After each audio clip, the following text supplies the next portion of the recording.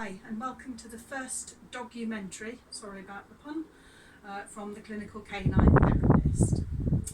When I go around to shows and I palpate dogs, I have a good feel over them, I often come across something called scar tissue, and I've been finding it quite difficult to find the right words to describe what it really is to owners. So I've come up with a simple idea to show you what scar tissue is, what a muscle tear is actually to begin with, and what the body does to mend that tearing.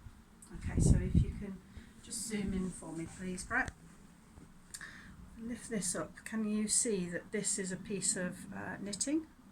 And there is a nice stocking stitch there, which is nice and flexible. All the fibres are in line. Now this would represent a normal, healthy, stretchy muscle. So what happens when a muscle tears is that you get different degrees of tearing.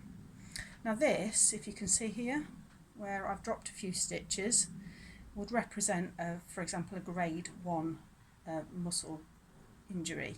Now, as you can see, in actual fact, the muscle, the fibres aren't torn, but they are stretched, and what this means is that the muscle is not going to function as well as it should. Here you can see a much more severe tearing. In fact, the muscle fibres have actually come away from each other in parts. Now this would be very painful for the dog and would result in lameness and limping.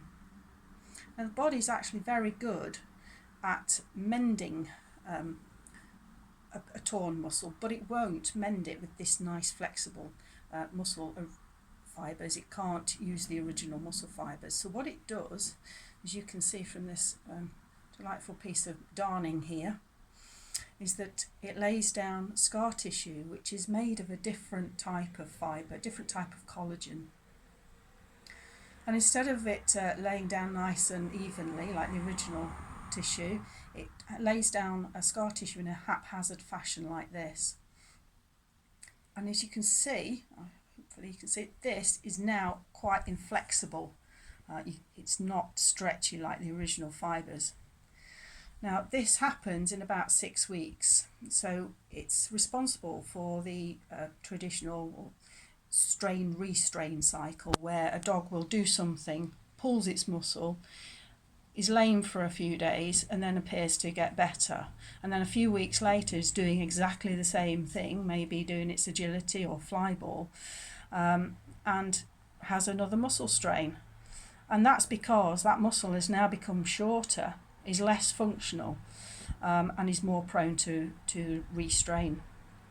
Now what members of the Canine Massage Guild can do is we are taught to identify this area and try and remodel these fibres so that they lay more in line as much as the original ones can be. We'll never get it back 100%, but we can improve the flexibility of that muscle and therefore hopefully minimise the risk of the restrain.